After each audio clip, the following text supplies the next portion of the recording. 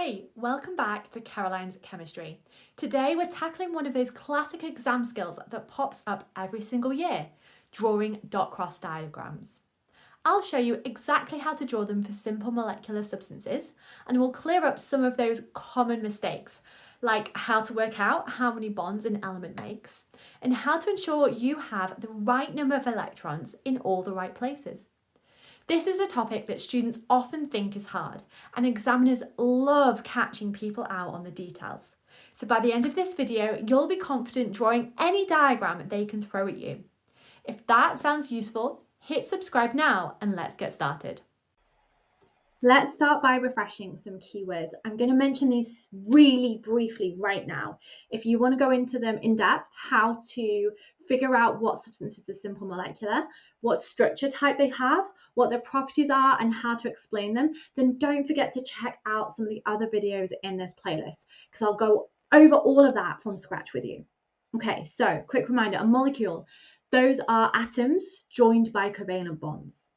A covalent bond is a shared pair of electrons, pair meaning two, a stick diagram, and these show the covalent bonds in the molecule with a line, a stick, and then a dot cross diagram, what we're going to focus on today.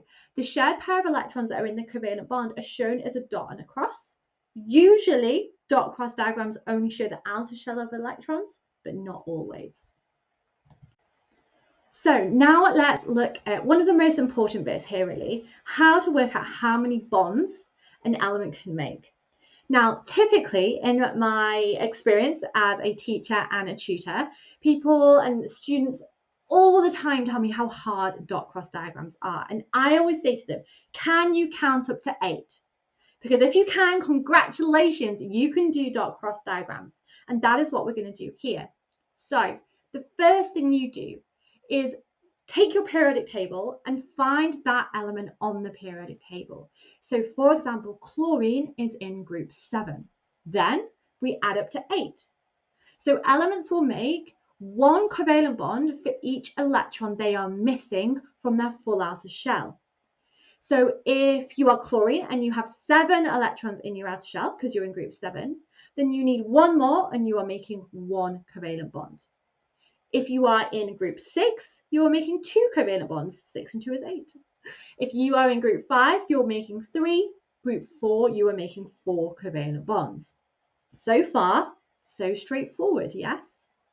There is an exception, and that's to do with hydrogen, because hydrogen only has electrons on the first shell that is closest to the nucleus. And that first shell is full with only 2 electrons, not 8. So that means, therefore, that hydrogen only has 1 electron, but it only needs 1 more to get that full first shell. So hydrogen only makes 1 bond. This is how we now draw a stick diagram and a dot cross diagram. I'm going to talk you through the method. However, what we're really going to do is dive into the example so you can see this properly. So the first thing we do is we draw our stick diagram. We work out how many bonds each element can make, and then we arrange our atoms in their format with the sticks showing the covalent bonds. To then turn it into a dot cross diagram, you're going to take your stick diagram and redraw it, but without those lines, those sticks connecting them up. You're then going to replace every stick with a dot cross, because remember, those sticks and dot crosses, that is a covalent bond, a shared pair of electrons. So for each stick, you draw a dot and a cross. Once you have filled in your covalent bonds, you're then going to add up to 8 again. So you're going to add in any outer shell electrons that are missing to add up to 8. Remember that important exception being hydrogen, because it has a full shell of electrons when it has 2. Let's start by asking, how many bonds does carbon make? Well, it's in group 4, so it can therefore make 4 bonds. Hydrogen can only make 1 bond. So therefore, with a stick diagram, we can have 4 sticks, 4 bonds coming out of the carbon, and just 1 stick coming out of each hydrogen. That's our stick diagram. Now to turn it into a dot cross diagram, Let's redraw this without the sticks. Then for each of our bonds, we're going to put a dot, cross. There's a shared pair of electrons.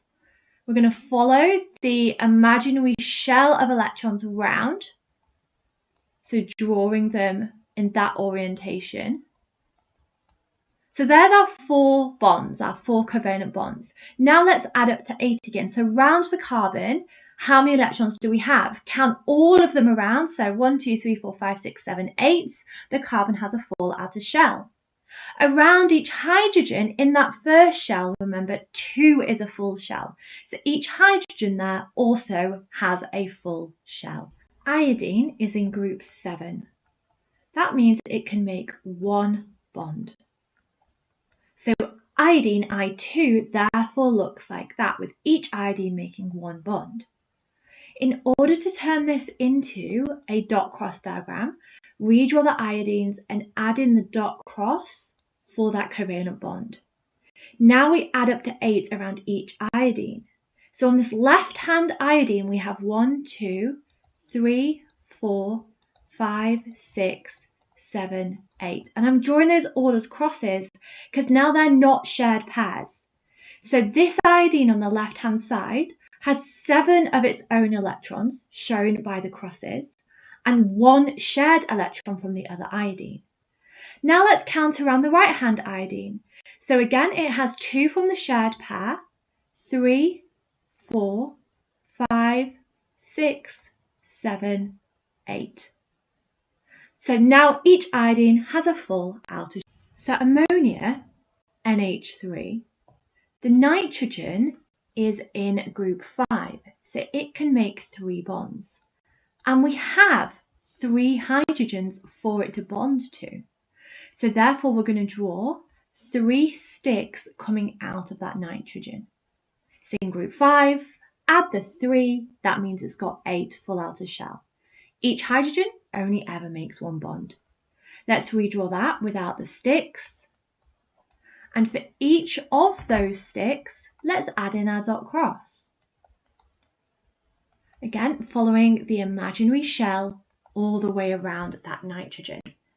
Now counting up to 8.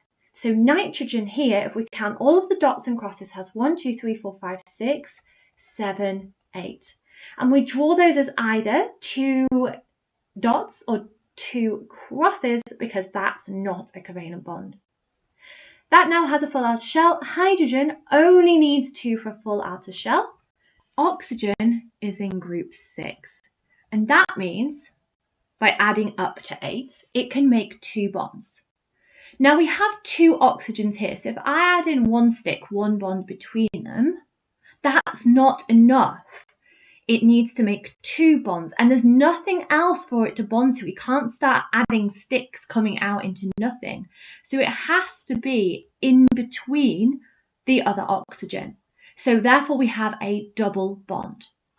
Now in order to turn that into a dot cross diagram, for that double bond, you're going to draw those electrons, dot cross, 1 covalent bond, dot cross, down the page.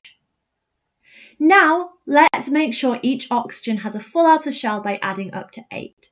So starting on the left-hand side, counting just the crosses and the dots as well, we have 1, 2, 3, 4, 5, 6, 7, 8.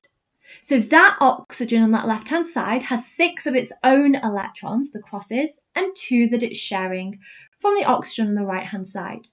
Same process here. This oxygen on the right-hand side has 4, 5, 6, 7, 8. And now both oxygen have the correct number of bonds. So here are the common mistakes that I see with dot cross diagrams. Working out the number of bonds wrong. So you need to use the periodic table there. You cannot just assume that because you've joined up the atoms, that's it. So for example, a common one that catches people out is carbon dioxide, CO2, because they just go O, stick, C, stick, O. That's incorrect because carbon is in group 4, which means it needs to make 4 bonds. And therefore it's making 2 double bonds. So don't forget that magic. rule. Add up to 8 unless it's hydrogen. That's how you can figure out how many bonds something needs to make. And again, that counting to 8 also applies when you're filling up shells of electrons. So if you've done your covalent bonds, add them all up, count up to 8 around each atom, again, unless it's hydrogen. And then the other really common mistake I see is drawing the electron pairs in the wrong orientation. So shells of electrons we often depict by a circle like this. We draw them as a circle. Now, in a dot cross diagram, those can be drawn in or they could be missing. However, it doesn't matter whether they are there or not, those circles, those shells of electrons. Your electron pairs, your dot crosses, should follow that imaginary circle. So therefore, if we have an atom here, we should have dot cross. Then here, dot cross. So it follows that imaginary circle around the atom. Thanks for watching, and if this was helpful, then don't forget to hit subscribe now for more new GCSE and A-level chemistry videos every single week.